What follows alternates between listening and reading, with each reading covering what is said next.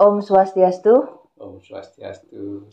Kembali lagi di channel Santi Dharma Chandra. Saat ini Santi berada di Sempidi, tepatnya di Gria apa Ida? Rio Wedadanta. Rio Wedadanta. Sebelumnya matur suksma Ida. Sudah diberi kesempatan untuk Santi belajar di sini, dan Santi ingin kenalan dulu sama Ida, sama teman-teman, pemirsa, semeton, umat Santi Dharma Chandra. Baiklah Ida, boleh diperkenalkan untuk nama Ida, nama lengkapnya Ida. Om Swastiastu. Om Aviganamastu Namasidam. Om Sidirastu Tatastu Atu Swaha. Om Manobadrak Pratawiyantu Wiswataha. Nah, terima kasih Santi kunjungannya ke Geria Wedadanta di Sempidi, tempat Ida seharian di sini. Ida nama lengkapnya Ida Pandita Resi Acarya Swirarendra Mahadharma. Ida sudah melinggih menjadi pendeta sejak tahun 2019 dan merupakan panggilan suci untuk bisa meningkatkan kesucian. Sebenarnya kewajiban menyucikan diri bagi umat Hindu itulah semua orang wajib untuk meningkatkan kesuciannya. Seperti maksudnya untuk meningkatkan kesucian setiap umat mempunyai kewajiban itu apa hanya untuk orang-orang terpilih saja itu? Mau menyucikan diri itu adalah kewajiban setiap umat Hindu. Memang tingkatannya macam-macam, mulai dari yang paling sederhana, misalnya melukat, membersihkan diri melalui kegiatan melukat. Kemudian ada Mawinten dari Mawinten Sari, Mawinten Saraswati, kemudian sampai Mawinten Pemangku. Kalau sudah Mawinten Pemangku itu sama dengan Eke Jati. Nanti tingkatkan lagi untuk menjadi sulinggih yang namanya Dikse Dwijati. Dwijati itu artinya kelahiran yang kedua. Karena kelahiran yang pertama dilakukan pada saat kita lahir melalui ibu biologis kita. Ibu kandung kita. Pada saat itu kita diberikan nama, lahir dengan nama. Tapi pada waktu meningkatkan kesucian diri melalui Dikse Dwijati, kita dilahirkan oleh Weda melalui para guru suci. Guru suci ini guru spiritual yang disebut sebagai nabe. Nabe itulah guru spiritual, guru suci spiritual yang mampu melahirkan seorang pendeta melalui Weda. Oh, seperti itu. Di dalam aturan yang ada di Parisade, untuk menjadi seorang pendeta Hindu harus memiliki 3 nabe. Dia memiliki 3 nabe. Nabe pertama, nabe Napa, yang meresmikan, memberikan nama, yang mengesahkan sebagai pendeta. Namanya Ida Pandita Nabe Sri Begawan Yogananda dari Geria Santabana Payuk Bangli. Kemudian yang kedua, Nabe Waktre yang membimbing mulai dari belajar awal, mempersiapkan diri untuk mempelajari ajaran kesucian, mempelajari Weda, namanya Nabe Waktre. Nabe Waktrenya itu adalah Ida Pandita istri Nabe Tapakan Swimas Ganggana Raya dari Geria Saksari di Mataram, Lombok. Yang ketiga Nabe Saksi. Nabe Saksi ini yang menyaksikan termasuk apakah seluruh prosesnya sudah sesuai dengan aturan, sehingga pelaksanaan dikse dapat dilaksanakan, itu namanya Nabe Saksi. Nabe Saksinya Ida Pandita Nabe Siwadaksanata dari Geria Ubud Mas di Ubud. Ubud di Gianyar. Baiklah, tapi Ida tadi pas Santi kesini kan tadi Ida konfirmasi di kampus tuh. Berarti Ida juga dosen juga nggih? Memang Ida mempunyai salah satu passion itu adalah sebagai pendidik. Sejak tahun 74 itu sudah mengajar sebagai guru. Masih waktu itu masih sarjana muda di Mataram, sudah sebagai guru di SMA di Semia swasta. Aktif ngajar, kemudian selesai S1 tahun 77 sudah langsung mengajar di S1-nya di Universitas Mataram di Mataram. Kemudian tahun 80 bersama kawan-kawan yang aktif di dunia pendidikan, Ida mendirikan Universitas Mahasaraswati di Mataram. Tahun 80 itu masih when I was very young, sudah aktif untuk mendirikan itu. Santi belum lahir itu. Tahun 80 sempat menjadi dekan Fakultas Ekonomi di Universitas Mahasaraswati. Tahun 81 sampai 84, kemudian menjadi pembantu rektor, istilahnya dulu kan pembantu rektor di bidang administrasi keuangan tahun 84 sampai 88, kemudian 88 sampai 91 kembali menjadi dekan Fakultas Ekonomi. Berarti ekonomi gitu ya? Ekonomi, kemudian pindah ke Jakarta, tahun 91 pindah ke Jakarta, juga aktif mengajar di sana sebentar, kemudian tugas ke luar, menjadi dipromosi menjadi atas perdagangan di Austria. Oh, Austria Eropa gitu. Eropa di Wina. Itu berapa lama di Austria? 6 tahun 2 bulan. Sebagai istilahnya atas perdagangan dalam istilah fungsional Kementerian Luar Negeri namanya Commercial Counselor.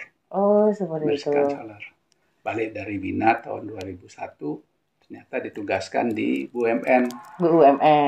Itu sempat dipercaya sebagai direktur utama salah satu BUMN, yaitu PT Sarinah Persero selama 8 tahun lebih. Jakarta nih, Jakarta. Malah atas tuntunan Tuhan sempat terpilih sebagai the best CEO BUMN tahun 2006. Experience-nya ide itu masa lalu. Jadi di Jakarta setelah pensiun ada juga aktif ngajar juga.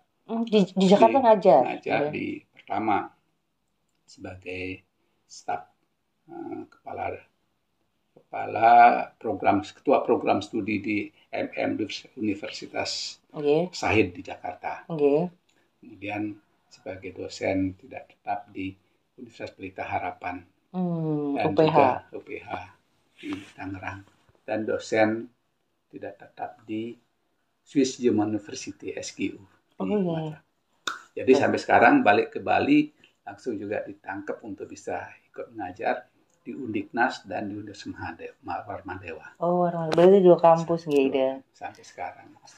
Semoga ilmunya ide bermanfaat, semangat kita. Ya, kalau kita bicara pendidikan kan bukan untuk education is not for selling but for sharing. Nah, jadi untuk kita berbagi. Nah, dunia berbagi ini yang disukai. Luar. Baiklah Ida, mau tanya nih, karena kan Santi itu kan juga masih banyak belajar di agama Hindu, Kemarin tuh kan ada berita viral Ida, yang ada perempuan duduk di Padmasana. Nah, Santi sebagai Dharmika itu sebelumnya Padmasana itu apa sih Ida? Jadi banyak yang mempunyai suatu tanggapan bahwa Padmasana ini disembah oleh umat Hindu seolah kita menyembah patung. Tidak, kita menyembah Tuhan. Kenapa? Kan Tuhan itu ada di mana-mana. Untuk mewujudkan Tuhan ini tidak terpikirkan bagaimana wujudnya, bagaimana bentuknya, bagaimana rupanya. Sehingga atas kecerdasan para mahasuci kita, umat Hindu membuat suatu Padmasana, tempat berstananya, tempat duduknya Tuhan yang ada. Tuhan dengan segala manifestasinya. Manifestasi Tuhan itu kan secara umum ada 3. Sebagai pada waktu menciptakan alam semesta dan segala isinya itu Brahma, kemudian memelihara ciptaannya namanya Wisnu, kemudian mengembalikan kepada asalnya namanya Siwa. Ciptaan manifestasi Tuhan ini termasuk para betara. Kita sertanakan di sana, kita dudukkan di tempat itu. Tapi melalui suatu proses yang sakral, yang suci. Bagaimana menumbuhkan energi antara kekuatan pertiwi dengan kekuatan akasa sehingga bersatu di dalam tempat itu. Tidak hanya berupa bangunan bangunan batu seperti biasa, tidak. Melalui satu proses dan ada wujud. Sehingga tempat ini kita sucikan untuk bisa memusatkan pikiran kita kepada Tuhan pada waktu kita melakukan persembahyangan. Pada waktu kita menunjukkan rasa bakti kita kepada Tuhan. Itu Padmasana. Tempat itu tempat yang sangat kita sucikan, sangat kita sakralkan. Sehingga kalau ada orang yang melakukan tindakan yang mengotori, termasuk diantaranya duduki, itu tentu tidak pantas. Mungkin yang bersangkutan tidak tahu. Nah, ini kesalahan siapa? Kesalahan semuanya, dalam arti satu, pengelola tempat ibadah di sana itu, rumah ibadah itu kan ada yang bertanggung jawab. Kalau itu banyak dikunjungi oleh orang, tidak hanya umat Hindu tetapi juga non-Hindu. Umat non-Hindu kan tidak paham bahwa itu adalah tempat suci. Mungkin dia melihat itu bangunannya menarik, wah kita buat dikira tangga-tanggaan gitu ini. Di sana membuat dokumentasi, foto karena ketidaktahuannya. Mestinya penjaga yang ada di sana menjelaskan. Seperti halnya pura-pura yang ada di Bali kan ada yang menjaga, ada yang mengawasi. Oh, tidak boleh ke sana, tidak boleh di tempat itu, jangan lakukan ini, tidak boleh. Itu mestinya dijelaskan. Nah, karena itu sudah terjadi, pertama dari pihak yang pengelola mestinya melakukan suatu prosesi untuk bisa membersihkan kembali. Oh, area tersebut disucikan lagi. Melalui pelaksanaan upacara penyucian yang namanya Guru Piduka. Guru Piduka, permohonan maaf bahwa ini terjadi suatu pencemaran, suatu pencemaran sehingga mengurangi kesuciannya. Mestinya dilakukan. Dan secara hukum mestinya juga dilakukan suatu tindakan, paling tidak menegur, kemudian menyampaikan ini tidak boleh loh. Kalau dia tidak paham, kita berikan pemahaman. Kenapa itu dilakukan? Jadi mestinya ada tindakan yang dilakukan oleh pengelola atau juga keparisade setempat untuk Pak, tidak boleh seperti itu. Ini sudah melakukan dalam tanda petik seolah pelecehan tempat suci. Harus diproses itu, jangan sampai dibiarkan. Nah, siapa yang bertanggung jawab untuk melakukan? Pengelolanya, kemudian parisade setempatnya. Dia harus menindaklanjuti. Tapi secara internal dari pihak pengelola pura harus melakukan satu prosesi sehingga kembali disucikan kembali tempat itu. Jadi untuk pelajaran kita semua, untuk ke pura, yang siapapun yang menjaga bertugas di pura itu harus ada attention atau peraturan, mungkin kalau nggak ada nggak ada stay 24 jam, ada tulisan ya minimal, jadi biar lebih menghormati seperti itu loh. Dikasih sejenis pengumuman, perhatian yang boleh. Di sini kan umumnya demikian di Bali. Nah, tapi kan kemarin reaksi di media sosial itu kan ramai banget ya, marah umat terus seperti ini. Nasihat apa sih dari Ida untuk ke umat menanggapi hal-hal seperti itu, Ida? Ya, kita tidak boleh melakukan reaksi yang berlebihan. Karena yang melakukan tindakan itu pasti dasarnya adalah ketidaktahuan, ketidakpahaman dari yang bersangkutan bahwa ini adalah tempat suci. Yang berpikir ini sebagai tempat yang menarik untuk bisa membuat suatu dokumentasi, membuat suatu foto, kemudian bisa di-upload sehingga menjadi dokumentasi yang menarik. Nah, kita tidak perlu melakukan reaksi yang berlebihan karena kita bisa lakukan introspeksi. Kenapa itu bisa terjadi? Terus introspeksi. Satu, mungkin kurangnya penjelasan dari orang yang menjaga di sana. Yang kedua, kalau toh sudah diberitahu, diberikan pemahaman, ini adalah tempat suci. Kita saling menghormati, saling menghargai.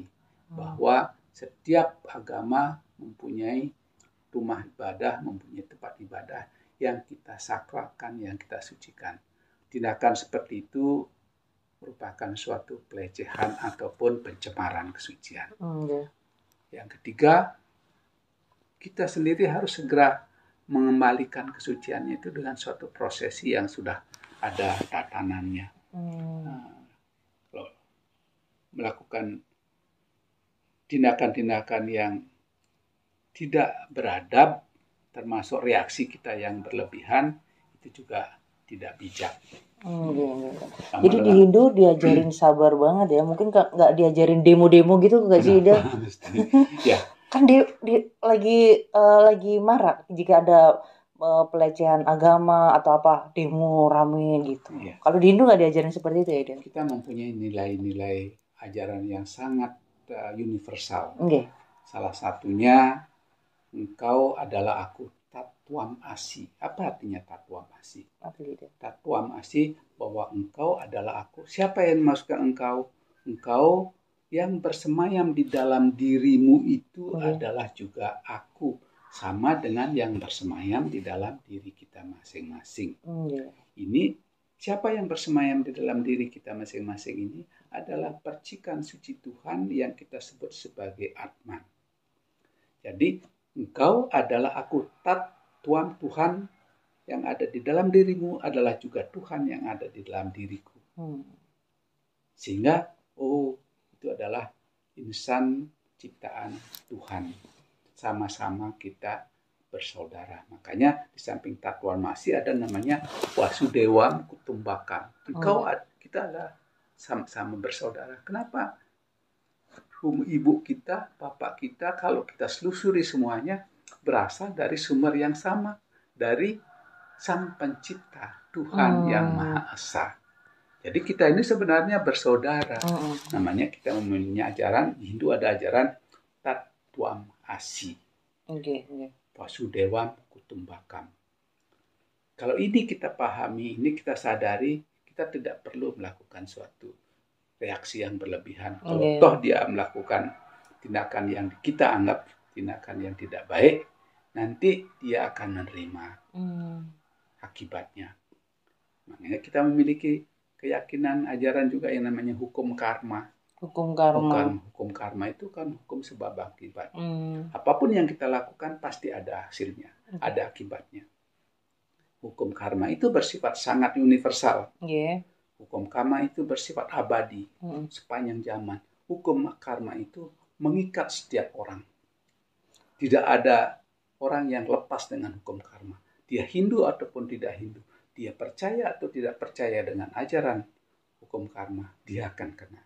Apalagi umat Hindu yang memang memiliki satu keyakinan, kepercayaan mengenai hukum karma. Nah, Tuhan pasti akan membalas apa yang merupakan hasil perbuatan kita sendiri. Jadi ajaran-ajaran ini yang mengontrol kita untuk bisa tidak melakukan suatu tindakan yang berlebihan. Anarkis apalagi. Nggak boleh. Karena kebencian tidak akan bisa berakhir kalau dibalas dengan kebencian. Seperti itu. Tapi kan misalnya enak banget udah ngelecehin, masa kita gini kayak gitu kan biasanya gitu. Kalau emosi sesaat pasti seperti itu. Tapi kalau kita renungkan apa sih yang kita dapatkan dengan melakukan pembalasan? Ya biarlah. Kalau kita berada di negara hukum, biarlah hukum yang berlaku bicara. Itulah yang diterapkan. Tapi kita tetap melakukan suatu introspeksi diri. Mengintrospeksi apakah ini sudah sesuai dengan ajaran kita, apakah ada kesalahan di pihak kita, dan apa yang harus kita lakukan. Berarti kita harus lebih ke evaluasi diri, ke mulat sarire mungkin. Mulat sarire, betul. Santi bilang mulat sarire. Banyak belajar ide Santi. Jadi seperti itu. Jadi kita harus lebih baik juga kita mendoakan pelaku itu, mungkin dengan cara itu dia bisa merenung dan bisa belajar di ajaran Dharma. Mungkin kan kita nggak pernah tahu rahasia Tuhan itu seperti apa kan Ida. Jadi setelah diviralkan mungkin dia baru sadar, ternyata aku melakukan kesalahan besar dan menyinggung perasaan umat Hindu. Apa yang harus kita lakukan? Paling tidak permohonan maaf, kemudian bisa berkunjung atau menyampaikan ini kesalahan. Misalnya seperti itu kan. Karena yakin bahwa itu pasti ketidaksengajaan yang dia lakukan tanpa mengetahui, tanpa merasakan fungsi dari suatu tempat suci, tidak memahami makna. Mungkin ini juga jadi semangat Santi untuk semangat ngonten karena memberikan edukasi, karena teman-teman Santi kan juga tidak Hindu saja. Jadi teman-teman apa yang dari non Hindu pengen tahu, San bener nggak sih lo agamanya itu nyembah batu, nyembah pohon, kok apa matinya kok dibakar, diaben gitu-gitu kan. Kita menjelaskan dengan secara Hindu mungkin belum ngerti, jadi banyak bahasa-bahasa yang kita harus menjelaskan seperti teman-teman Santi Jakarta. Hindu mempunyai kepercayaan. Siapa yang dikatakan Hindu?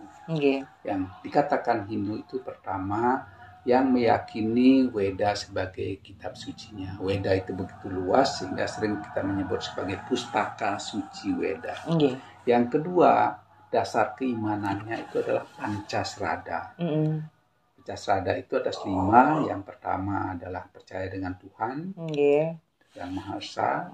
Yang kedua, Atman atau roh suci yang bersemayam berdiri setiap makhluk, termasuk dalam diri manusia. Yang ketiga, percaya mengenai hukum karma. Yang keempat, percaya dengan reinkarnasi atau sering disebut dengan punarbawa. Dan yang kelima, percaya dengan moksa. Ini saja koridor yang dikatakan sebagai Hindu. Kitab sucinya Weda, keyakinan dasar keimanannya Pancasrada. Nah, tadi kan nama gerinya Ida kan Griya Weda Danta. Weda Danta. Jadi ini pusat untuk belajar Weda juga di sini ya? Ya, Weda adalah kerajaan sucinya. Danta itu adalah tempat pembelajaran untuk belajar. Kampusnya di sini seperti itu ya? Tidak sih kampus, tapi tempat untuk belajar, berinteraksi sambil berbagi. Nah, Ida, ini yang cukup menarik dari Santi. Mungkin yang viral tadi udah kita bahas, nggih. Jadi Santi mau tanya sama Ida, dari seorang Ida yang mungkin sering tuh di Jakarta, ngantor di Jakarta sampai ditugaskan di Austria untuk kedutaan, terus bisa menjadi sulinggi, jadi pandita. Itu kan dari dunia spiritual sama dunia pekerjaan itu beda. Kok bisa prosesnya bisa di titik ini tuh bagaimana sih, Ida? Iya, memang panjang perjalanannya, itulah rahasia kehidupan yang diatur oleh Tuhan. Kita tidak pernah tahu kemana perjalanan. Memang Ida sejak masih muda ataupun masih sudah dalam dunia kerja suka membaca buku-buku agama, terutama ajaran agama Hindu. Tapi pada saat itu tidak sampai tertarik untuk menjadi seorang sulinggi. Nah, pada waktu Ida masih bertugas dulu, sudah bertugas, pernah mendapat satu, boleh dikatakan pusaka dari orang yang secara misterius datang ke kantor. Ternyata pusaka itu berupa keris yang baru akhirnya Ida tahu itu adalah panugrahan atau pusaka dari Maharesi Markandeya. Jadi, tapi tidak tahu sebelumnya. Ini dalam perjalanannya baru tahu. Nah, keris itu Ida bawa, kemudian suatu saat ketemu dengan Pandita istri Nabi Tapakan Sri Mas Ganggana Raya. Yang di Lombok itu pada waktu itu Ida masih aktif sebagai pengurus Parisada Pusat, mendapat tugas untuk memberikan Dharma Wacana di sana. Beliau itu sebenarnya sahabat Ida sejak lama waktu di Lombok. Apalagi dengan suaminya itu adalah sudah sahabat kental. Kalau beliau ke Jakarta pasti di rumah. Kalau ketemu sudah seperti saudara. Nah, selesai melakukan Dharma Wacana, Ida dipanggil sama pendeta, disuruh sembahyang di tempat sucinya, ada gedungnya, di gerihnya. Kemudian selesai sembahyang, beliau langsung menyebutkan, Pak Ketut ngiring Maharesi Markandeya. Siapa itu? Akhirnya beliau jelaskan perjalanan Ida pada sejak kecil sampai terakhir sampai mendapatkan keris itu diceritakan secara detail oleh panditanya. Ide istri tadi. Sampai Ida tanya, kok Ida tahu? Ini Ida komunikasi dengan Maharesinya, dengan Maharesi Markandeya, karena beliau bisa komunikasi.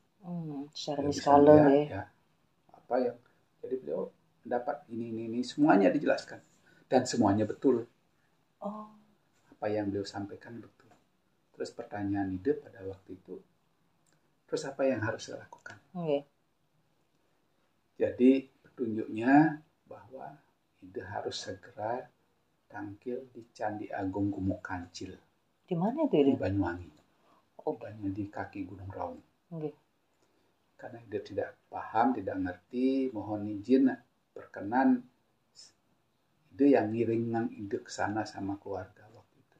Okay. Nah, singkat cerita 2019 sekitar bulan Mei, Mei apa Juni 2019 kami ke sana beberapa orang, 2 mobil, kemudian melukat dulu di sana, kemudian baru sembahyang. Di tempat sembahyang itu ada namanya pemangku, namanya Hiromangku Ketut Wiriana. Dia sudah 10 tahun mengabdi di tempat itu. Itu mohon izin untuk bisa mengantarkan satu pandita istri untuk mempuja di sana. Dia udah bawa ke situ, ke sana. Ya, pandita istrinya mempuja, itu ngobrol sama pemangkunya dan yang ngiring sama-sama. Pada saat itu belum selesai beliau mempuja, baru awal-awal bunyi bajranya. Ini kesurupan. Pemangkunya, padahal tidak pernah seperti itu. Kan itu juga baru ketemu, baru kenal di sana. Kesurupan dalam bahasa halus, tapi bahasa dari mungkin.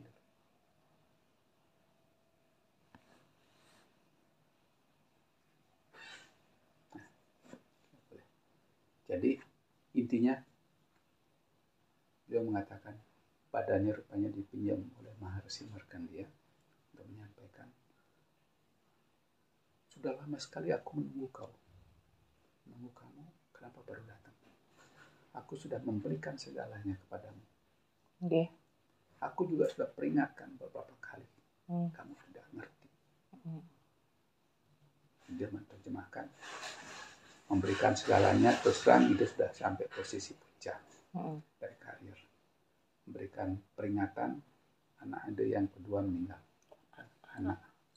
Anak Ide? Ya. Anak meninggal pada umur 27 tahun, di mana dia sedang karirnya memuncak. Yang terakhir istri meninggal. Itu kan peringatan. Jadi itu yang disampaikan oleh Maharsi Markandeya kepada Ide. Poinnya, bahasa sederhananya, kamu bersedia ngiring Ide?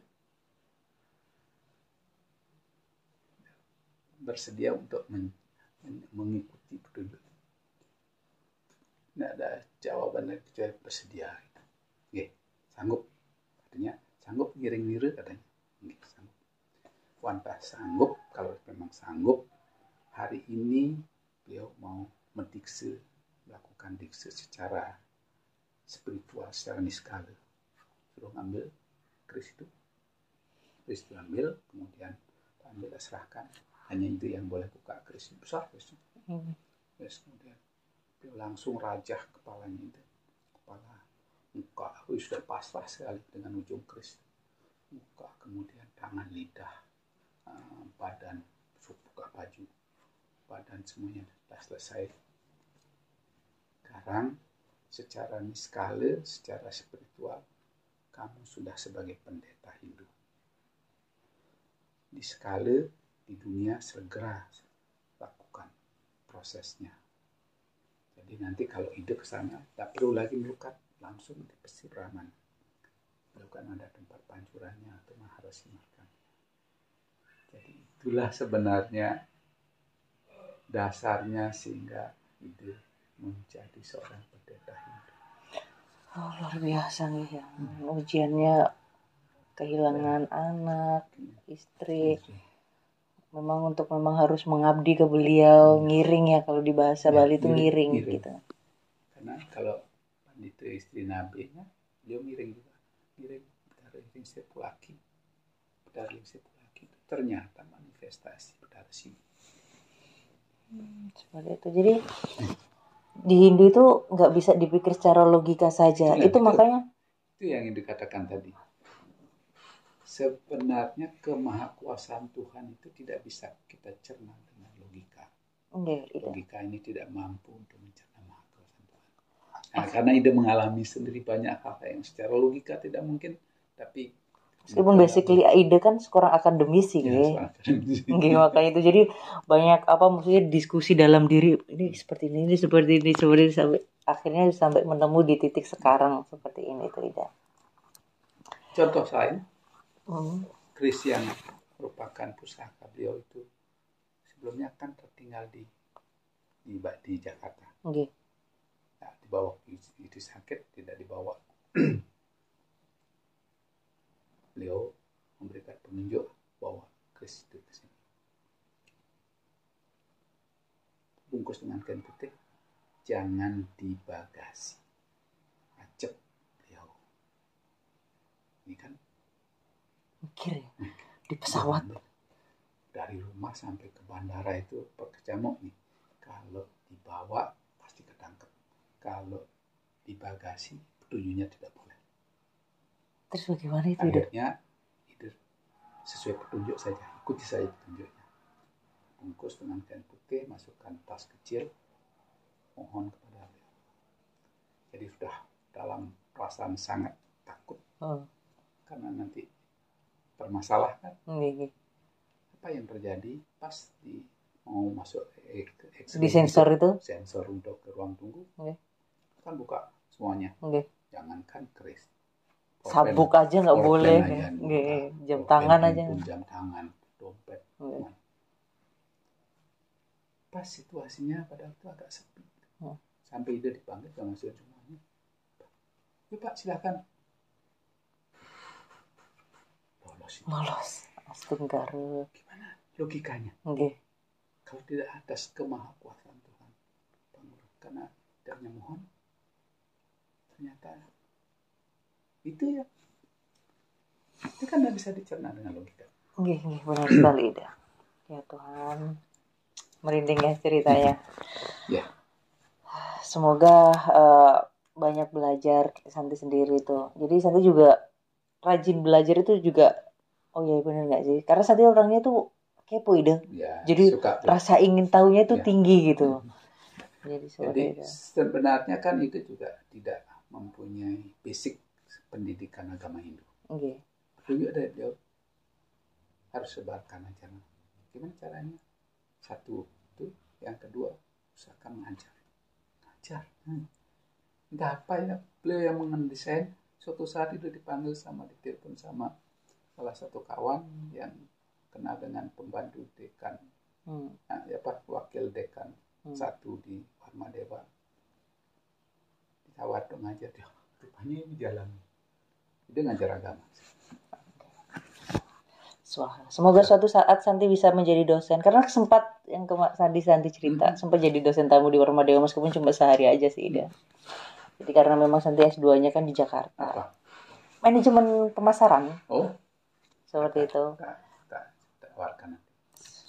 Semoga tidak, karena Santi juga sebelumnya kan Santi di Bali TV, jadi kayak naluri reporter itu masih ada melekat gitu loh. Jadi itulah buat sekarang ya, karena memang tadi Santi juga sudah cerita sama Ida, banyak hal orang ingin belajar agama Hindu tapi bingung mau kemana. Kalau belajar baca buku, nggak semua orang bisa baca, maksudnya punya waktu. Dari mana mulainya kan. Makanya kalau kita langsung ngobrol seperti ini sambil tiduran atau sambil istirahat, bisa lihat kontennya Santi, jadi seperti ini loh, seperti itu. Lebih fleksibel untuk di zaman sekarang. Gitu. Karena banyak yang melihat agama Hindu dari aktivitas yang kelihatan seperti upacara. Padahal struktur ajaran agama Hindu ada tatu atau filsafat Hindunya, ada susila atau etika, ada acara. Acara ini kan tradisi luhur yang diwariskan oleh para suci, oleh para luhur kita. Termasuk diantaranya upacara. Jadi kalau sudah bicara tentang upacara yang dilaksanakan oleh umat Hindu pasti beda. Di Bali saja antara Bali Utara, Bali Selatan, Bali Timur. Kalau Patra gitu ya. Yang kedua, Bali dengan Jawa di Senandi pasti beda, apalagi dengan India. Karena hanya melihat tatanan upacaranya saja. Tapi kalau diselusuri kembali filsafatnya sama, sumbernya adalah dari ajaran Weda. Yang tatunya berarti. Tato. Ya. Di sana akan secara detail digambarkan mengenai Pancasrada itu. Berarti itu inti dari ajaran agama Hindu ada di sana. Pokok ajaran agama Hindu Pancasrada ya itu. Di Pancasrada yang dikatakan Hindu dia meyakini Weda, kemudian ya dasar keimanannya Pancasrada. Oh, seperti itu. Itu saja. Jadi memang banyak hal yang kita harus pelajari everyday tentang agama Hindu sih. Jadi ya Hindu juga masih belajar. Masih belajar. Apalagi Santi nih, baru 2 tahun nih. Ya, baca dulu itu. Untuk semua tadi Santi dikasih buku sama Ide. Ini Saya Beragama Hindu, edisi 1/4 abad dari Pak Ngakan Putu Putra. Terus ada Rigweda, Tuntunan Rohani Sastra Suci. Jadi nanti di episode selanjutnya Santi mohon izin sama Ide, penasaran nih tentang kitab agama Hindu karena banyak sebutan. Nanti bisa di episode yang lain seperti itu. Jadi banyak yang tanya. Jadi Santi tetap pesan jangan bosan-bosan kalau Santi ingin bertanya Ide. Dengan semangat ya. Yang memang merupakan salah satu tugas dari seorang pendeta Hindu. Pendeta Hindu tugasnya tidak hanya memimpin upacara, tapi yang tidak kalah pentingnya adalah memberikan pencerahan. Karena di dalam Sabta Dharmaning Pandita, 7 dharma seorang pendeta itu yang satu adalah berdoa mesti pagi terus berdoa. Yang kedua belajar, apa yang pelajari Weda. Yang ketiga mengajar dalam arti apa yang sudah dipelajari itu disampaikan kepada umatnya untuk memberikan pencerahan mengenai ajaran agama ini. Terus yang keempat adalah menerima daksina. Daksina itu ungkapan misalnya melaksanakan suatu kegiatan, memimpin upacara, diberikan donasi. Itu namanya menerima daksina. Menerima daksina. Yang keempat, memberi daksina. Seorang pendeta juga wajib untuk memberikan daksina kepada umat. Misalnya pada waktu kemarin ada COVID-19 kan banyak yang mengalami kesulitan. Kami membagikan sembako. Yang keenam adalah melaksanakan tirtayatra. Tirtayatra itu ke pura-pura. Tempat suci, pura-pura dimanapun. Karena tempat suci itu, rumah ibadah itu adalah warisan dari para suci dulu. Beliau membangun itu sebagai ungkapan rasa syukur, terima kasih, kita menghormati keberadaan para leluhur kita di sana. Karena itu banyak sekali manfaat. Nanti suatu saat kita bisa diskusi mana. Yang terakhir adalah memimpin upacara Loko Palesraya. Itu yang dikatakan Sabta Dharmaning Pandita. Memimpin upacara itu muput gitu ya. Luar biasa. Ternyata di Hindu itu banyak ilmunya sekali. Jadi Santi lebih senang happy gitu. Senang jujur Ida. Jadi misal nih kalau Santi dulu kalau di Jakarta atau dibandingkan sekarang kalau diajak temen nongkrong atau apa untuk sekarang ya saat ini tuh kayak nggak ada tenaga Ida. Jadi kayak aduh males banget lah aku. Paling kalau olahraga pagi aja gitu kan, renang atau meditasi atau yoga. Tapi kalau untuk maksudnya kegiatan kayak ngonten tadi tuh kan Santi ngonten ke pura, terus ada review salah satu warung resto kayak membantu UMKM di Bali gitu kan, terus lanjut ke Sembidi, itu energinya on fire banget itu kan, jadi kayak seneng gitu loh. Jadi kalau sesuatu hal dilakukan dengan cinta, dengan kasih sayang, dengan tulus ikhlas itu pasti kita nyampainya ke umat juga seperti itu Ida. Jadi banyak belajar. Matur semua Ida. Jadi semoga Ida sehat selalu, terus semangat selalu. Jadi Santi bisa belajar, umat juga banyak belajar ke Ida. Juga mengucapkan terima kasih. Mudah-mudahan apa yang kita obrolkan saat ini ada manfaatnya untuk memberikan berbagi kepada umat Hindu dalam rangka meningkatkan pemahaman mengenai ajaran agama Hindu dan memberikan pencerahan kepada mereka. Baiklah, mohon ditutup dengan doa Ida. Ya, mari kita tutup tutup dengan doa. Ya. Om Purnamada Purnamidam Purnat Purnamudacate Purnasya Purnamadaya Purnamewa Wasisati. Om Asyatoma Asyat Kamaya Tamasoma Yotir Kamaya Prityorma Amitam Kamaya.